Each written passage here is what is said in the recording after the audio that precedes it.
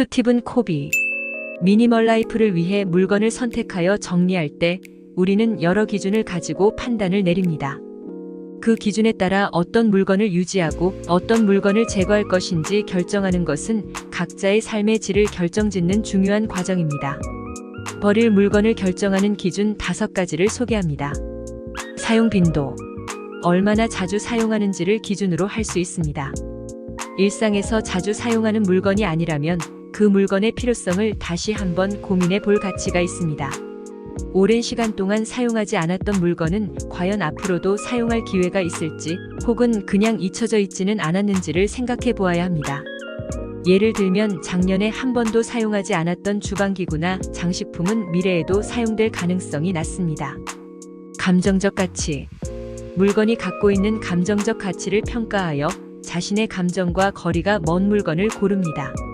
물건에 담긴 추억이나 감정은 중요합니다. 그러나 모든 물건이 우리에게 감정적인 가치를 갖지는 않습니다. 그렇기에 진심으로 의미 있는 물건과 그렇지 않은 물건을 구분하여 선택의 기준으로 삼을 수 있습니다. 예를 들어 과거의 연인과 함께한 추억의 물건이 현재의 삶에 부합하지 않는다면 그것을 놓아주는 용기도 필요합니다. 상태와 기능성. 물건의 기능적 가치는 그 상태에 크게 좌우됩니다. 물건이 제 기능을 하고 있는지, 상태가 양호한지를 확인하고 고장나거나 사용할 수 없는 물건을 선택합니다. 오래되어 기능을 상실한 물건이나 손상되어 제 역할을 하지 못하는 물건은 버리기의 대상이 될 수 있습니다. 대체 가능성. 다른 물건으로 쉽게 대체할 수 있는 아이템, 예를 들어 비슷한 용도의 다른 물건이 여러 개 있는 경우 한 가지만 남겨두고 나머지를 버릴 수 있습니다. 유사한 기능을 가진 물건이 여러 개 있는 경우 불필요한 중복을 피하고 최적의 선택을 위해 대체 가능한 물건 중 하나를 남길 수 있습니다. 예를 들면 다양한 디자인의 머그컵 중 자주 사용하는 한두 개만을 보유하는 것입니다. 미래의 필요성.